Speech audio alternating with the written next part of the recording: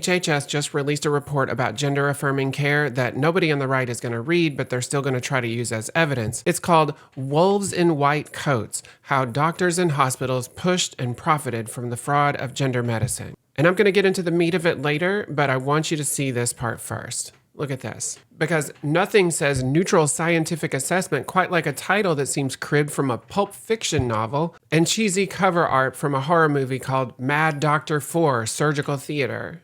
Now let's get to the contributors, because you are not ready.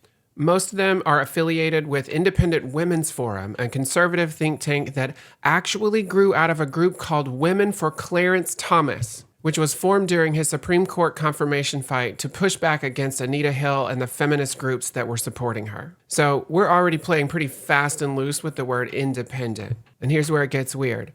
Abortion, IWF doesn't take an official position. Same-sex marriage, neutral. Same-sex adoption, also neutral. These ladies are fucking Switzerland over here. Until the subject is trans people.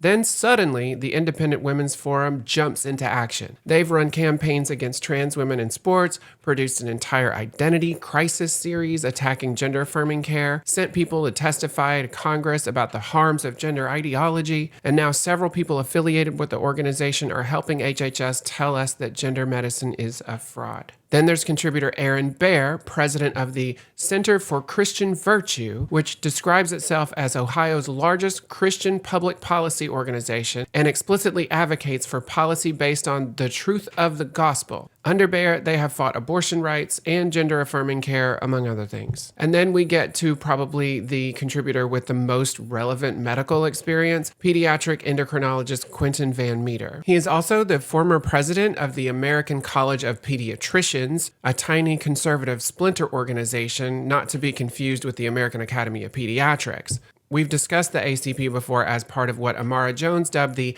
anti-trans hate machine, which began in 2015 after Obergefell. So HHS put out what we're supposed to regard as an authoritative assessment of whether ideology has corrupted gender medicine, and apparently went looking for neutral scientific evaluators at right-wing think tanks and Christian advocacy organizations. I'm really going to need somebody to explain their odd definition of neutral.